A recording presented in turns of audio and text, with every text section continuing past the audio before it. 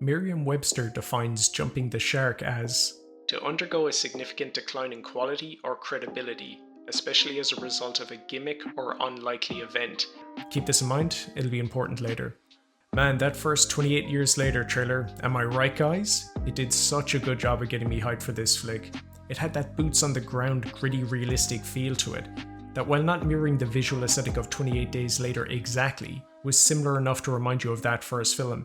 And it had that escalating rendition of Rudyard Kipling's poem Boots playing over it that really captured that feeling of desperation and rising dread that the world of 28 Years Later evokes. So yeah, that trailer did its job. It got me hyped for 28 Years Later. But now after finally watching that film, I feel like that trailer sold me a bunch of magic beans because, and I'm sad to say this, Danny Boyle and Alex Garland dropped the ball big time with this sequel. So I guess before we talk about what makes 28 Years Later a bad entry in the franchise, we first have to talk about what made that first film so good. 28 Days Later is just a brilliant film, and it did as much for the zombie genre as Night of the Living Dead did, in my humble opinion.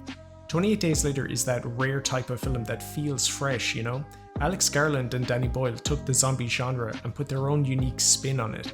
And not just with the story either. The visual aesthetic of 28 Days Later, the grainy texture of the film, the way it's shot, the cinematography, all made 28 Days Later feel unique. The fact that it was a low-budget production added to the gritty realism of the world in which the film took place. In some ways, with the use of shaky cam and how the scenes are lit, it almost feels like a found footage movie. But aside from all this, if I had to think of one aspect that really made 28 Days Later stand apart from other zombie films, it would have to be the realism of it. The world of 28 Days Later feels realistic. Yes, I'm saying that a zombie horror film feels realistic, but stick with me for a minute. When I say that the world of 28 Days Later feels realistic, what I mean to say is that the world of 28 Days Later looks and feels like how our world I think would look and feel if an outbreak of something like the Rage virus occurred. And that realism extended down to the characters, Jim, Selena, Frank and Hannah. They all felt like people you might run into, trying to survive in this world that's totally gone to hell. The zombies, or I guess the infected is what you should call them because they aren't dead, they're just rabid, felt more real than the typical undead zombies you'd see in other movies. These things weren't slow, shambling monsters. They were fast and violent, and they felt like a genuine threat. The infected in 28 Days Later felt real somehow, like a real-world approximation of what a zombie would be like. 28 Months Later came out 5 years after that first film, and while being a solid enough horror, it was missing that unique low-budget realistic feeling that made 28 Days Later so interesting. You see, the first one-third of 28 Years Later is a great sequel to 28 Days Later. It's a small, tightly paced story that really keeps the pressure up. It's got some great world building, the characters feel real, and the world feels lived in. But the other two-thirds? Man, I don't know. The best term I could think to describe that remaining two-thirds is tonal whiplash.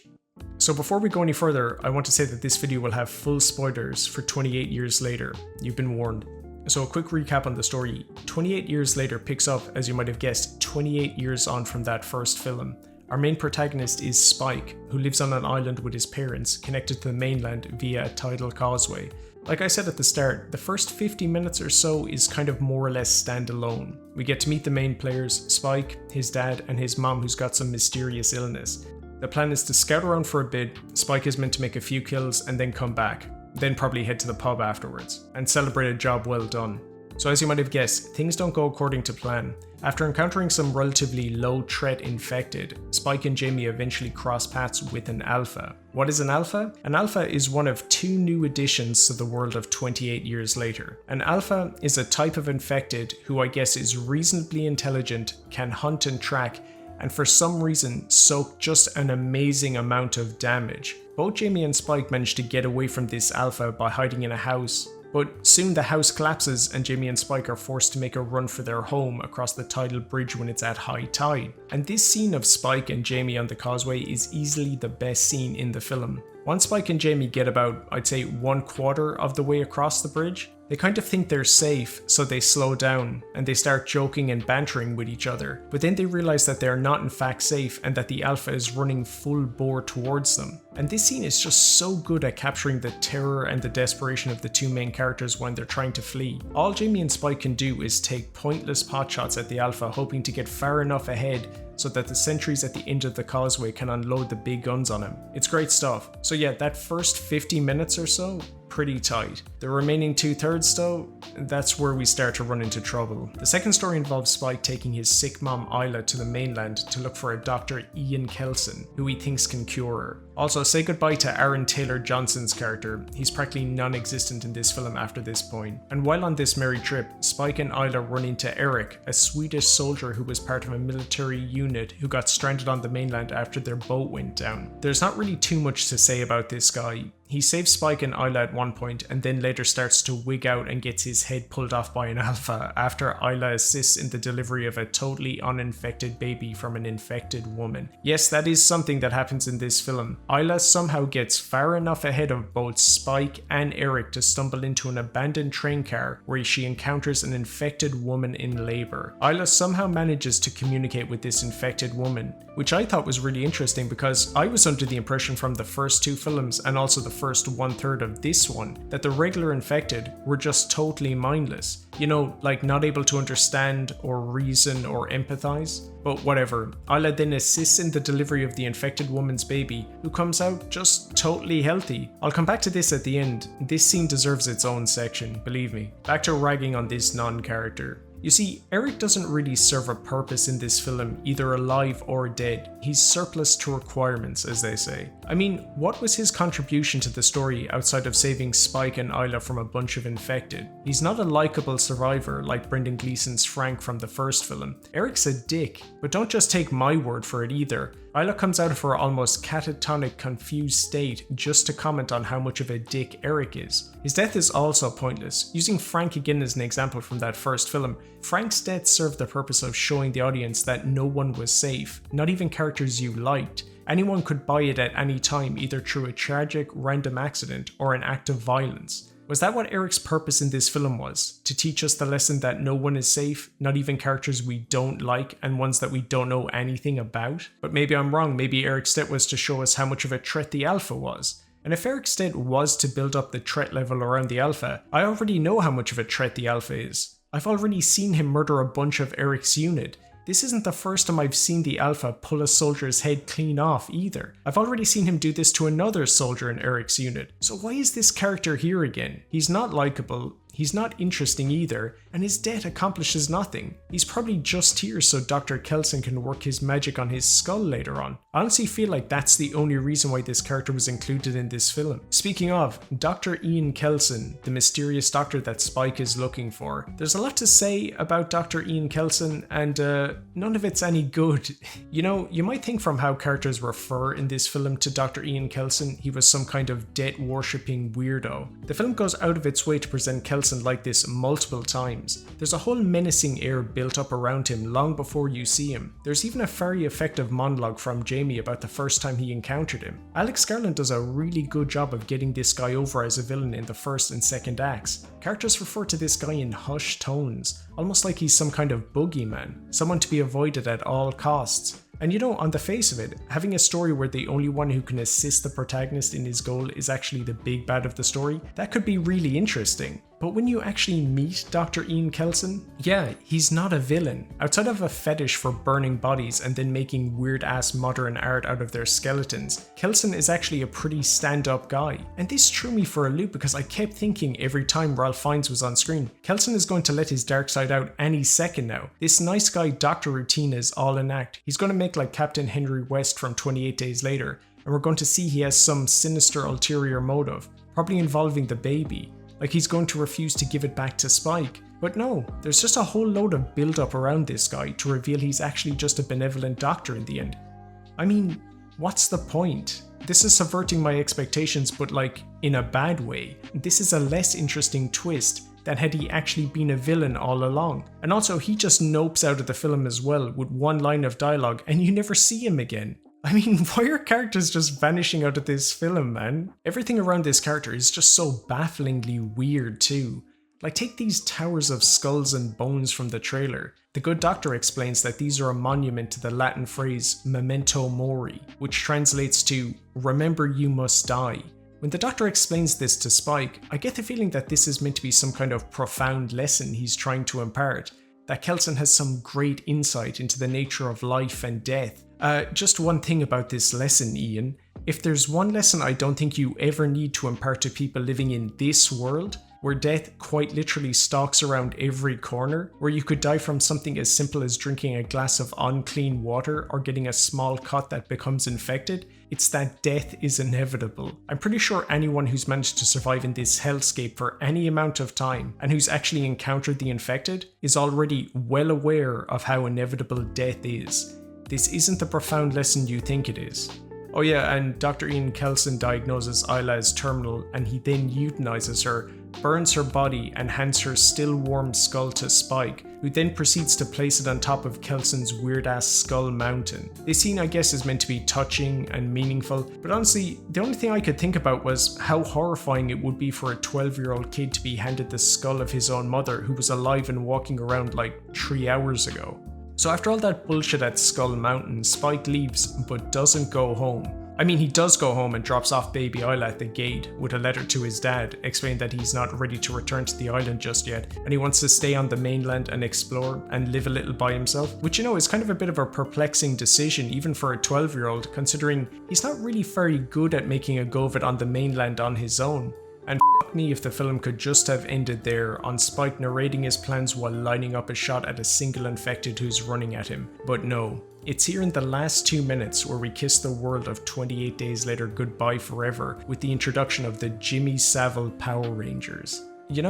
I don't think I've ever been more taken out of a film with a single scene than this one. This scene of a bunch of Jimmy Savile impersonators kung fu flipping and fighting their way through a group of infected has to be one of the dumbest things I think I've ever seen shoehorned into a movie. And what's really annoying is that first 1/3 of the film, Jamie, Aaron Taylor-Johnson's character, demonstrates a few times to Spike what the best way is to engage with the infected. Almost every time Jamie and Spike encounter, say, more than 2 infected who are running at them full flight, they run and take up a better position to fight from. Get far enough ahead of the infected so they can take potshots at them from a distance. And when you see the infected in this film and how they're portrayed, yeah, that strategy bears out. You wouldn't have time to do anything else, let alone start cartwheeling around the place. You really wouldn't be able to do anything else but run. Even standing your ground and fighting more than one of these things at a time would be a death sentence. But then we get to that ending, and the rules of engagement have apparently magically changed.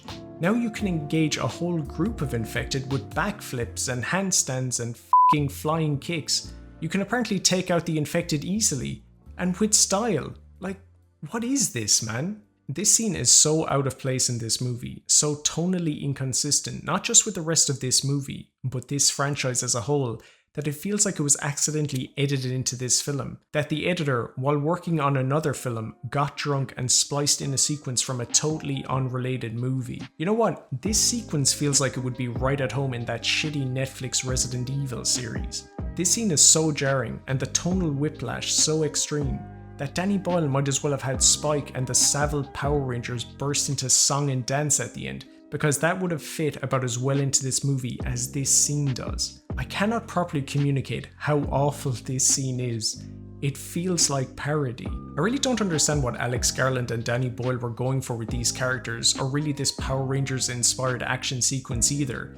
According to this article in IndieWire, the inclusion of Jimmy Crystal will lead to a commentary on the subversion of institutions, ideas of trust and power, manipulation and the weaponization of culture. Very serious themes all, and ones deserving to be discussed in a serious way, I'm sure. Though using characters who flip and cartwheel around like Power Rangers to explore themes like institutional corruption and cultural manipulation feels counterintuitive maybe to delivering serious, meaningful commentary. Of course, maybe we have it all wrong. There's a theory out there that maybe explains this massive tonal shift. Maybe these Savile Power Rangers aren't actually jumping and backflipping all over the place. That Spike is just perceiving them like this. He's perceiving them as ridiculously heroic because they're saving his life in this scene, but in actuality, they're just fighting the infected off in a more realistic way. What evidence is there to suggest that this is the case? At the beginning of the movie, Spike is seen with a red Power Rangers action figure. It's a weak enough theory, man, but my god do I ever hope it's what Danny Boyle and Alex Garland were planting seeds for, because if in the next film these characters are actually shown to be ninja backflipping around the place while effortlessly beheading hordes of the infected, that'll be where I nope out of this franchise for good.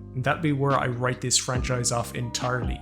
And if this theory is actually valid, as in this whole sequence is playing out from Spike's perspective, maybe just leave this subjective perspective bullshit out of your movie, man. There's no precedent for this shit in this film or this franchise. Scenes like this, even if they are imagined, just break tone. They crush the realism of this world and they only work to take people out of the experience. If you shave this last 5 minutes off, just cut it out of the film entirely, I'd like this film probably 40% more than I do, no lie. Director Danny Boyle and Alex Garland decide to take some creative chances with this sequel, and that's not a bad thing at all. I love when a creative team behind a project want to try something different, but the problem is, the creative changes Alex Garland and Danny Boyle are taking here are really out of step tonally with what we know about the world of 28 Days Later. Even the editing choices for this film feel really tonally out of place. More so in the first half, we get these cuts of footage from the film Henry V peppered throughout, and while I understand what Danny Boyle is going for with this editing choice, and this choice of film he's chosen to include here, these flash cuts feel so out of place. They feel almost, I don't know, pretentious, artsy even, but more so than pretentious or artsy, they feel redundant. These cuts for me don't help to underline or emphasize a point. These cuts ham-fist what maybe should have been a more subtle point. Like I said, I appreciate when the creative talent behind a project tries something new and different, and that goes double for cinematographers. But these shots, there's quite a few of them in here, feel again out of place in this grounded, realistic world.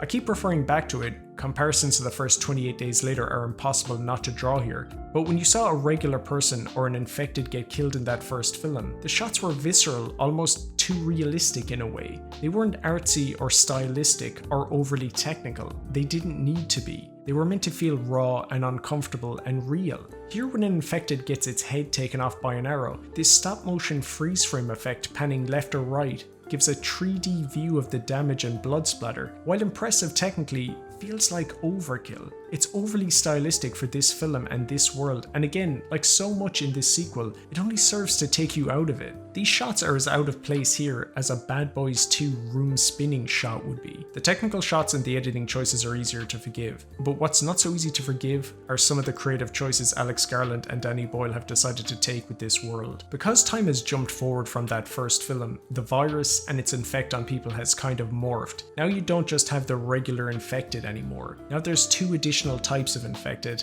and man, I don't know about these additions. Sure, the effect of the rage virus morphing allows for the film to have more variation in enemy types, and different enemy types can lead to scenes which can be tense in different ways from the typical ones we know. But I just feel like these slow-low characters belong in like Resident Evil or The Last of Us. They don't fit in this world either from a realism perspective, or even conceptually. I mean, the rage virus is meant to make anyone who's infected with it, you know, rageful. That's kind of the core defining characteristic of it. I don't know how the same virus, which would give you the fast moving frantic infected, would also give you these slow moving slot-like ones. Sure, a virus can evolve over time, but I don't know, I'm not buying it, and I feel the same way about the alphas, man. Again, they just feel like way too much of a departure conceptually from the fast moving infected of the first film. For whatever reason, I can believe that something like the original infected could exist, but these things, man, sorry, alphas just feel like the tank style zombie that are in most zombie films and video games. And this thing, man, this thing is basically an exploding zombie from Left 4 Dead. These additional infected types just make the world of 28 Days Later feel more like a typical generic zombie world, when the last thing the world of 28 Days Later was ever supposed to be was typical or generic. You could argue that because of the introduction of the alphas, we got the best action scene in the film when Jamie and Spike are running across the causeway being chased. Yeah, you could say that, but I could argue that maybe 3 or 4 fast-moving infected chasing Jamie and Spike would have made that scene just as tense. Maybe even more so if I'm being honest. Probably the creative change that does the most damage to the world of 28 Days Later is the inclusion of baby Isla. It was here officially where the film lost me, man. We've left the quote-unquote realistic world of 28 Days Later well behind with this shit. We've entered the world of absurdity now. Everything about this scene, literally everything about it, is contradictory to what we know. For a start, the fact that Isla was able to get far enough ahead of Spike and Eric without them noticing is so contrived. Isla being able to communicate with an infected is ridiculous. You can't communicate with the infected. The infected don't think. Higher brain function has been lost. They are instinctual. You might as well try communicating with a rabid dog as an infected. You'd have about as much luck. The infected don't even eat. Or at least they weren't able to eat in the previous films, they starved to death, but this film is quick to retcon that here as well. Also, the fact that an infected woman could deliver an uninfected, totally healthy baby? Come on. A single drop of infected blood landing in Frank's eye in the first film led to him becoming infected. A kiss from a woman who was asymptomatic was enough to transmit the virus to another person in 28 weeks later. You mean to tell me now that an infant literally covered in contaminated blood after being born wouldn't be infected? Everything about this scene stamps all over everything we know about the virus, the infected, their behavior, this world, everything. This one scene breaks the rules of this world completely. Can you imagine any of these preposterous things happening in 28 days later? I'm betting that you probably can't. So yeah, 28 years later, I really can't recommend it. I mean, I can recommend the first 1/3 of it. Maybe just go and sit through the first 40 minutes and then go home, I guess. After that first 40 or so minutes, it feels like Alex Garland and Danny Boyle left and a new writer-director combo were brought in to finish the movie off. In fact, if I didn't know that Danny Boyle was directing and Alex Garland was writing, and you told me it was an entirely new creative team behind the camera, for the amount of damage to the world of 28 days later this film does, the amount of tonal whiplash on display, I'd believe you.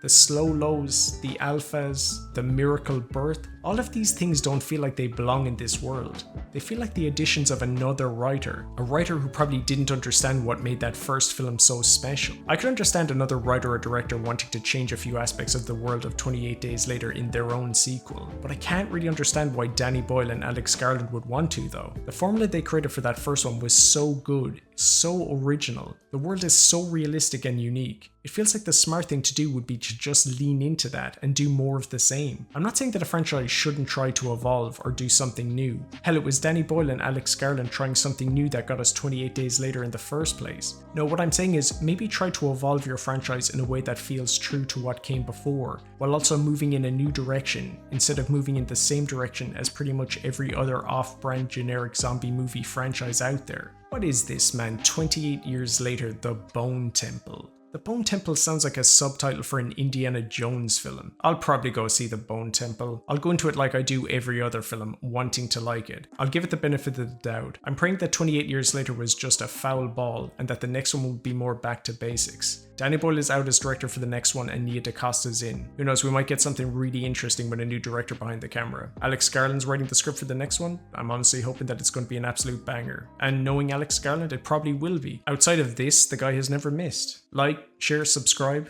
Make sure to angrily disagree with me in the comments below. Maybe hit the notification bell. Got some interesting videos cooking at the moment. You won't want to miss those. As always, guys, thanks for watching.